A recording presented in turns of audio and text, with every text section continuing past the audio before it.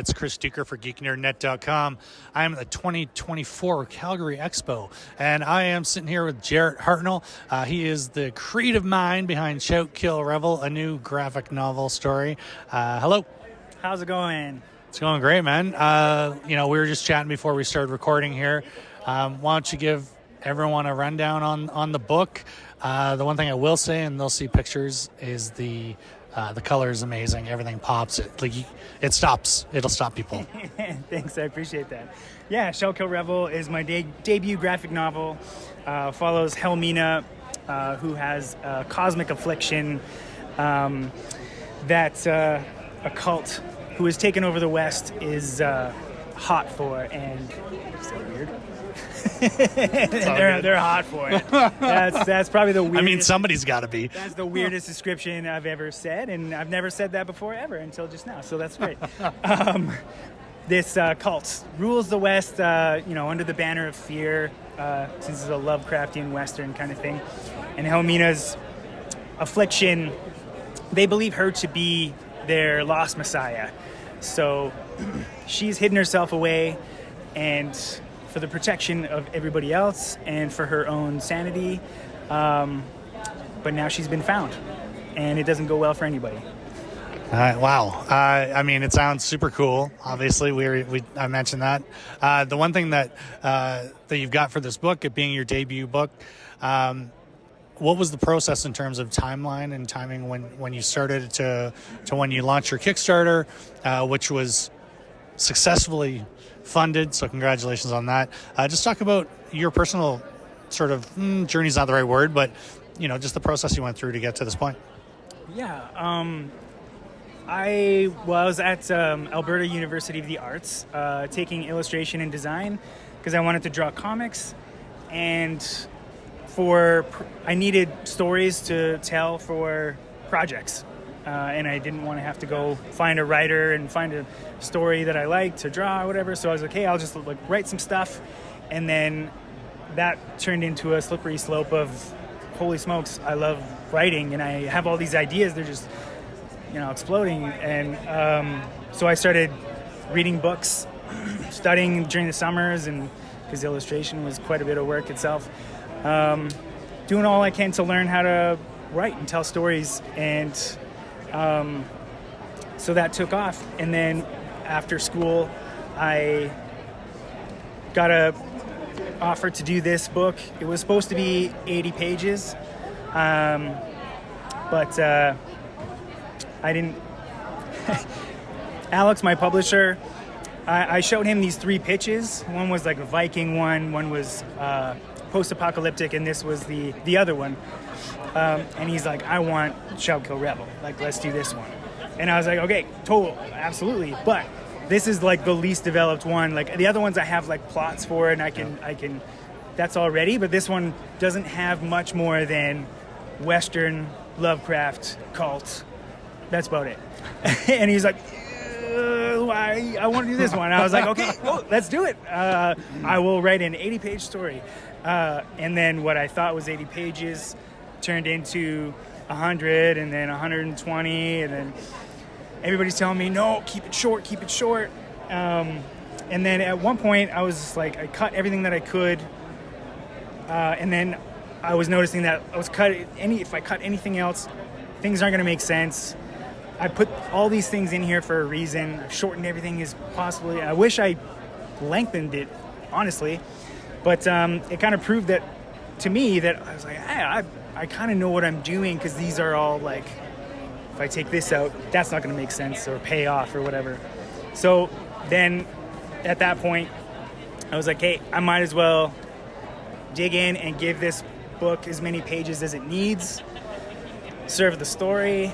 And it's my first book. I've worked on it for so long already that I was like, the story better make sense. I'm not gonna cut anything and make it wrap it up in a weird way. Yeah. So I'm gonna do it full out. And Alex, my publisher, Renegade, was totally on board and was like, are you okay? Do you need help? You're adding more work. Well, I think the thing, just if you don't mind me cutting in, I love just what you're just saying now. I like that you're given room to let the story live, right? Because I've heard and you've heard, you see creative works that all of a sudden you're like, well, we had to cut it by 10 pages, and so we had to push this part and take this out. So it's nice that you had that freedom, really, especially in a first book putting together. Yeah, and I felt very fortunate to take that opportunity because I was beating myself up. I was like, man, I'm adding pages. I'm terrible at this because I can't contain my own story. But then I was like, you know what? It's my first book. I'm not entirely sure what I'm doing, or if what I'm doing is on the right track, right? I was very intentional with what I was doing, but my desire to tell the story I wanted to tell was way stronger than make it efficient and make it tight 80. And I was just like, no, I don't want to do that. I want to tell this story because I love it. It's great. Nice. And so with this story, and you mentioned your other stories that you didn't do at first. This was the one that got chosen. Now, might those other two be on the table now that you're done this one? Or do you have other ones because of this process of doing this creative work? You're like, you know what, I want to do this now for the next one. Honestly, the next one that I really, really, really want to do is one of those 3 pitches. It's the reality twisting Viking story that has just been building kind of the whole time, and I'm still so attached to that story, and it's obviously a very different story than what it was 7 years ago. But I'm just super pumped on that one. But then I do have 2 or 3 other stories that I'm I could do this one too. Anybody want a story? I got stories. Nice. That's awesome, man. And then on the other side, on the business side of it, when you're putting together your campaign for Kickstarter, did you reach out to other people to say, hey, what worked, what didn't, or did you work from personal experience of seeing other campaigns? You're like, hey, I know what I want to do. I definitely had help. Zach Schuster, who's another comic creator here, he's here at the show. Fantastic dude. He has run so many campaigns his own, and he's been hired by other people. And I definitely sat down with him and had coffee and got a lot of do's and don'ts and everything like that, because I don't even really buy a lot of comics on Kickstarter either. Right. I got burned. I backed 3. One was his, and I got that book. And this would have been awkward. Yeah. Thank you, Zach. On time, always. But the other 2 were a nightmare, and I eventually got one, but way years later, and the other one still does not exist.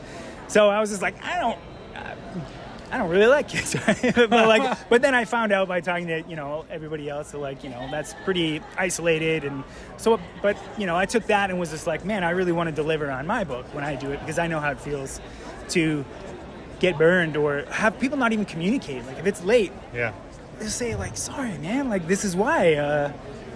I mean, it feels like common sense, right? And I'm with you. I've had that happen too.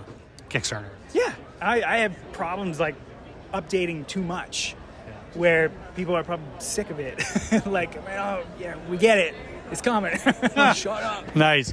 Well, I'd be remiss if I didn't ask you to talk about the rest of your team that worked on the book with you.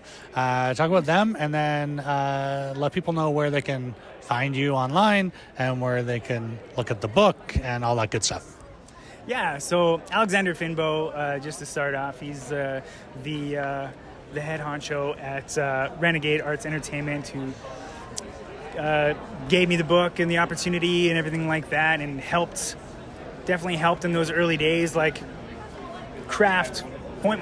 me in the right direction, because I started shotgunning everything, everywhere kind of thing. So yeah, huge thanks to him. And then I brought on Jason Memel, who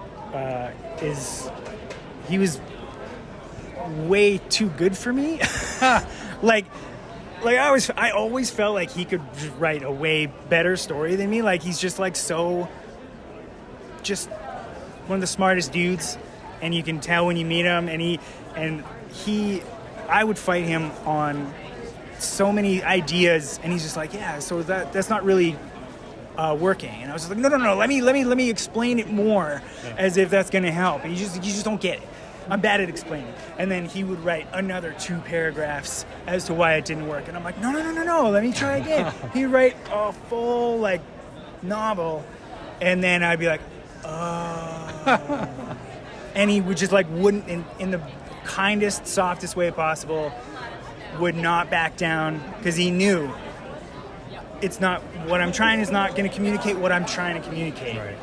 And it just worked out so well. He was a huge help. And then, Chelsea Dyer I brought on to help with lettering. I always decide in the end to do everything myself. It's been the trend.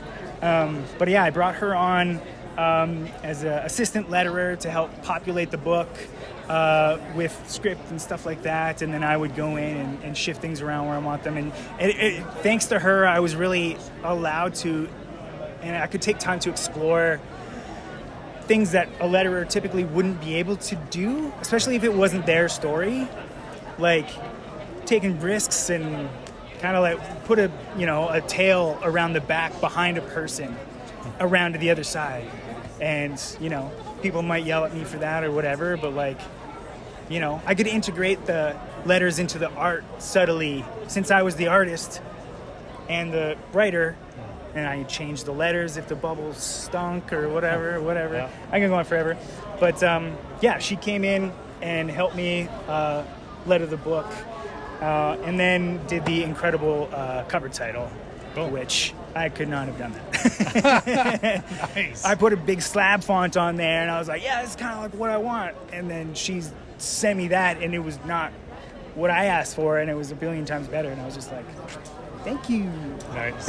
Awesome, man. Yeah. Congratulations again. Let people know where they can find all your stuff. Right, yeah. So mostly just on Instagram is the best place to contact me if you're interested in commissions or any questions about the book, or just to say hi.